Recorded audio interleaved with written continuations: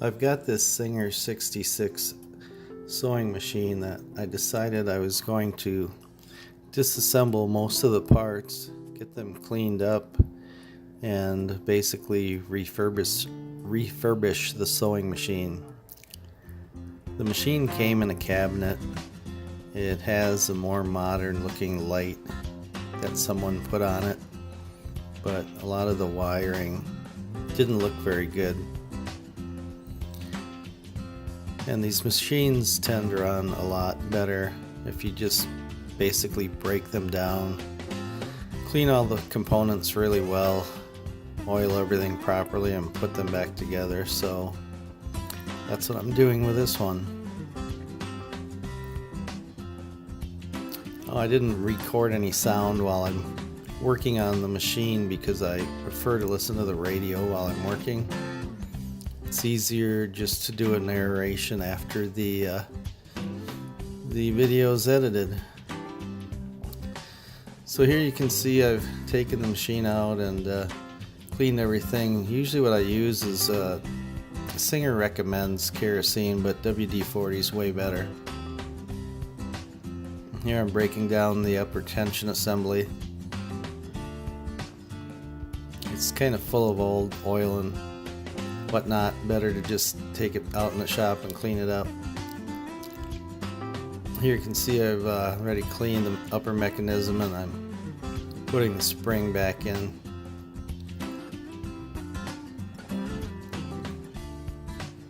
That's the spring for your presser foot, the pressure on your presser foot. And that is the upper tension assembly that I'm putting back together. First thing you want to do is insert that spring on that shaft there. And then you're going to want to put on your pressure plates. First one goes on that way, the other one goes on the opposing way so that it pinches the thread. Next piece is the plus minus ring. Then you put on the spring. That little clip, you want to make sure the little finger on that washer is sticking out, not in. And then when you put that dial on with the numbers on it, make sure you're at least at the number 2 or 3 when you screw that on, because when you back that off, you want that to stop on that little tab when you hit 0. Right there would be 0. And when it's on 0, you don't want any pressure on those plates.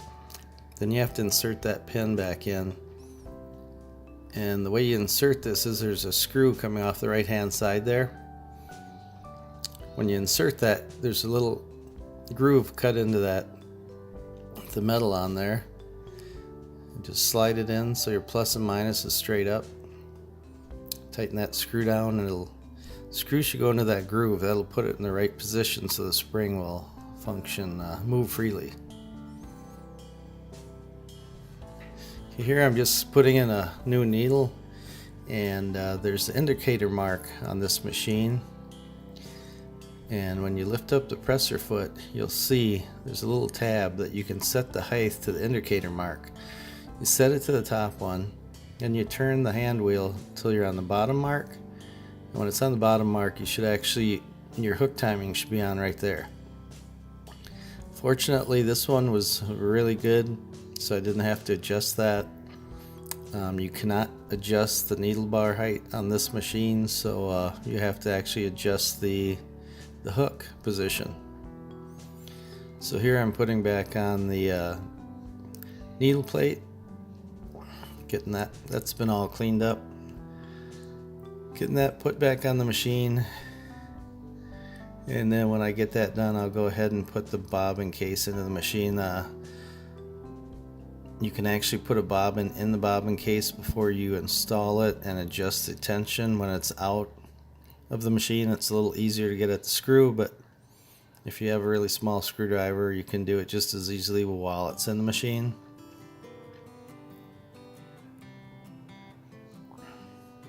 With a little practice, that is.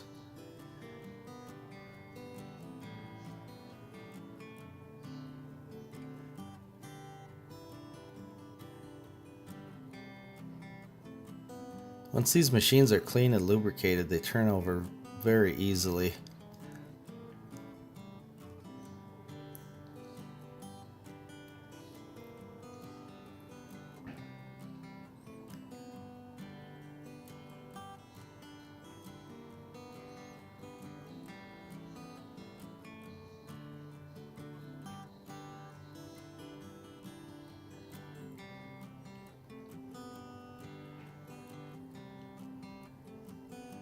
I think what I was pointing out there, just watching the video here, when you put in the bobbin case into this machine, make sure the needle's up, otherwise you're not going to get it in. The needle actually is in the way. Here I'm just kind of demonstrating how you can adjust the tension, the bobbin tension with that slide plate off. And when you put the slide plate back on, you want to go from right to left. I get so many of these machines, they've got that slide plate is taped on because people don't understand how you put them back in.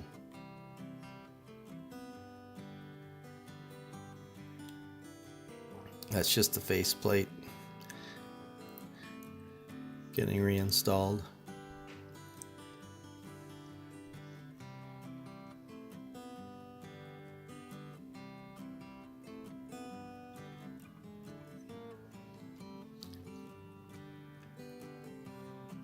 Okay, now I'm just kind of showing here that how the thread gets picked up by the hook and it comes over the bobbin case.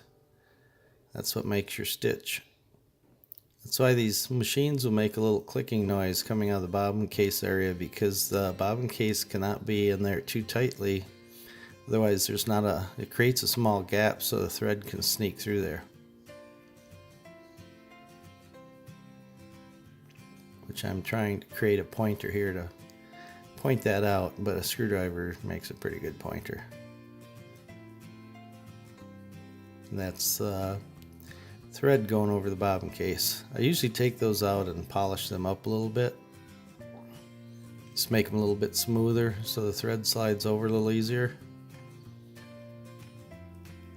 Here I'm just showing a couple more parts that were taken off and cleaned up before they get put back on the machine.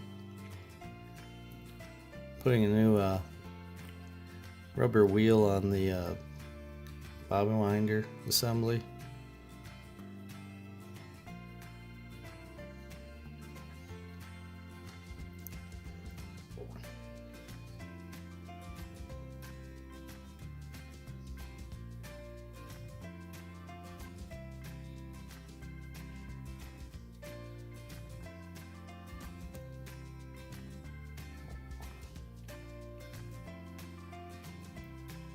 Usually sharpen up the thread cutter before I put it back on the machine.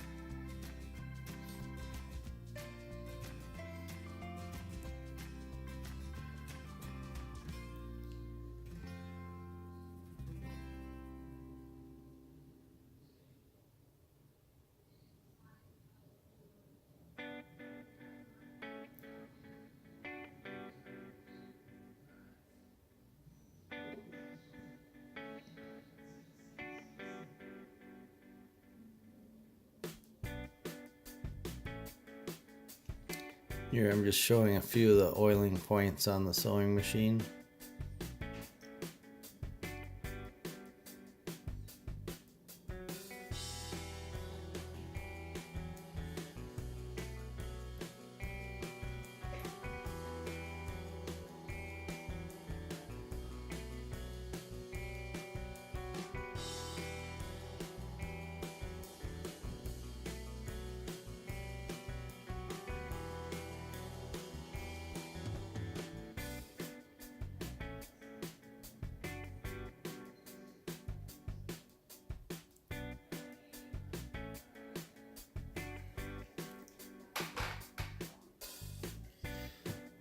taking the bobbin case back out. There's a groove in there that should be oiled because it rides on the hook.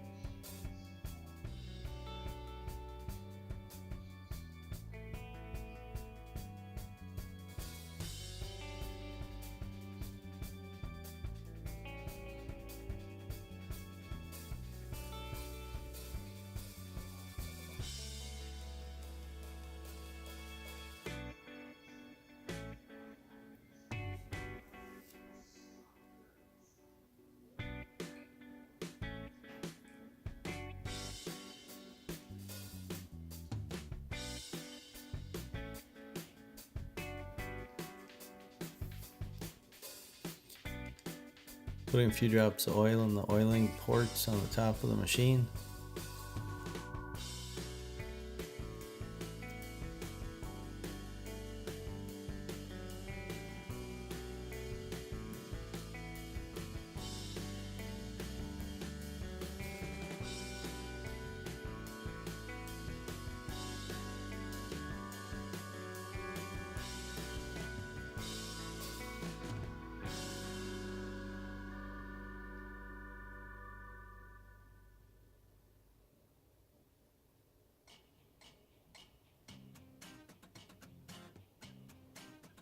And a little bit of oil in through the back window there.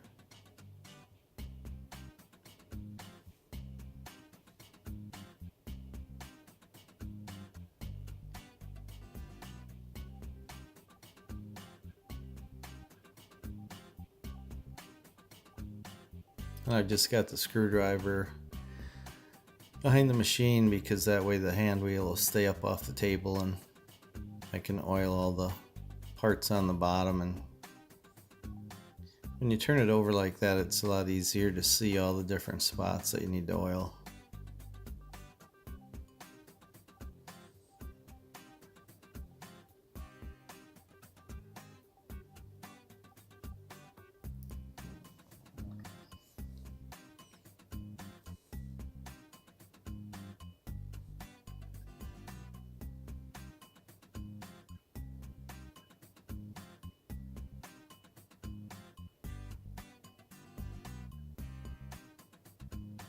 There's a couple spots back there that on a black machine like this might be hard to see, but there are 2 more pivot points back in there.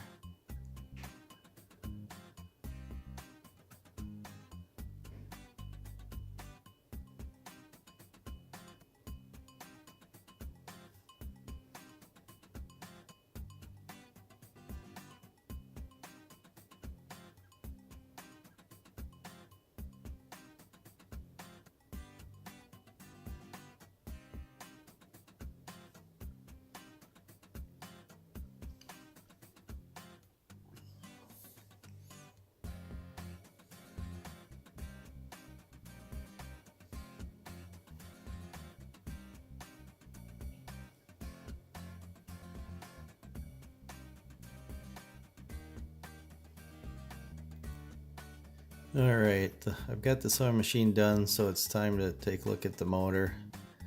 What I'm going to end up doing here is opening the motor up. I'm going to take the brushes out of the motor. Brushes are spring loaded and they're held in by those little brass inserts you'll see me removing here in a minute.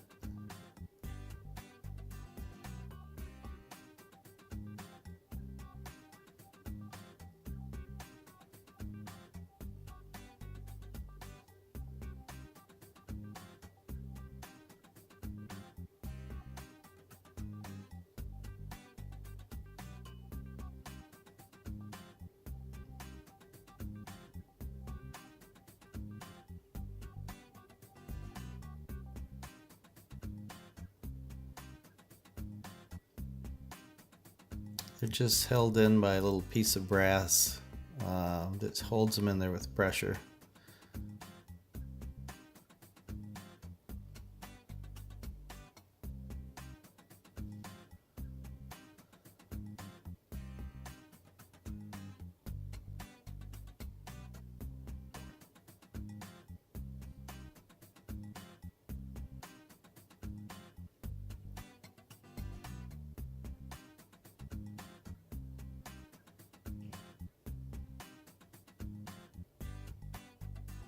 And what I'm going to be doing here, I'm showing, well, that's already the motor. Let me see. Okay, that's after I've cleaned up the commutator out in the garage and cleaned the brushes and those brass inserts. I've cleaned them off so you get a good contact. You can kind of see the cleaned commutator there in the bottom. Those have a little tab on the one corner, and you push that in until that tab hits the Bakelite. The Bakelite is the housing of the motor. It's an early form of plastic.